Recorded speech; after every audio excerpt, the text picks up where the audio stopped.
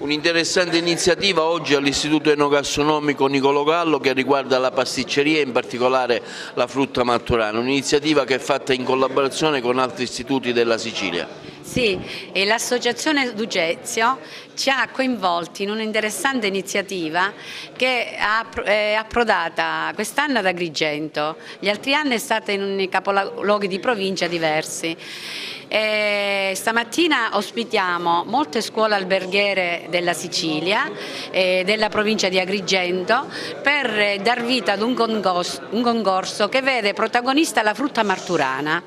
Questo è il 7° concorso che l'Associazione Ducezio fa in partecipazione con le scuole, in collaborazione con le scuole. Chiaramente ogni concorso ha un premio, un primo, un vincitore, ci sono dei vincitori e dei vinti, però quello che interessa a noi è che la competizione tra i ragazzi li fa crescere per il loro successo formativo. Le gare servono anche a questo. Siamo contenti stamattina di avere la giornalista che da 40 anni si occupa di enogastronomia in Sicilia e di pasticceria, il vicepresidente dell'Associazione Ducezio.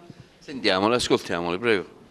Grazie. Noi siamo lieti e onorati di essere ospiti di questa bella città, nonché anche la nostra preside che ci ha accolto in modo egregio. Io la ringrazio intanto a nome mio e dell'associazione. Devo dire che dove andiamo troviamo delle persone squisite. Per noi è una maggiore cosa per realizzare tutte queste cose. Ancora abbiamo alcune province da completare perché abbiamo fatto Catania, Palermo, Messina, abbiamo solo Trapani e Enna, che è la mia provincia, e speriamo l'ultima che sia una manifestazione degna di queste cose. Noi auguriamo solo che i ragazzi possano crescere perché queste cose danno molto stimolo ai ragazzi di frequentare queste scuole. Sappiamo che nel nostro campo, guardi che l'iscrizione a livello nazionale è aumentata da tutte le università, tutte le scuole. La cucina è stata una delle più importanti, ormai tutti vogliono cucinare, vogliono saper fare qualcosa. Questa è una bella cosa anche perché devo dire che se andiamo all'estero, guardi che una volta era il made in Cina per altre cose, per la cucina, cucine italienne, dovunque vada. Questo è un onore e speriamo che i ragazzi possano crescere. Ecco, passiamo alla giornalista, il suo nome? Milena Novarino, la rivista Pasticceria Internazionale. Noi ci occupiamo proprio di formazione del pasticcere artigiano e della formazione e informazione di quello che succede. Abbiamo scoperto grazie alla Ducezio, no? Che i dolci siciliani sono quelli, cioè la Sicilia è la regione che più può avere dolci relativi proprio agli eventi, a tutto quello che succede durante l'anno.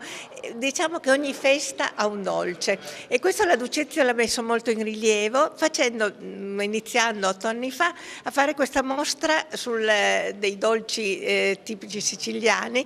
Una mostra itinerante, no, della tradizione che quest'anno è ad Agrigento e noi come rivista li seguiamo in tutte queste loro manifestazioni. E per la prima volta è stata appunto a Randazzo ed è stato itinerante.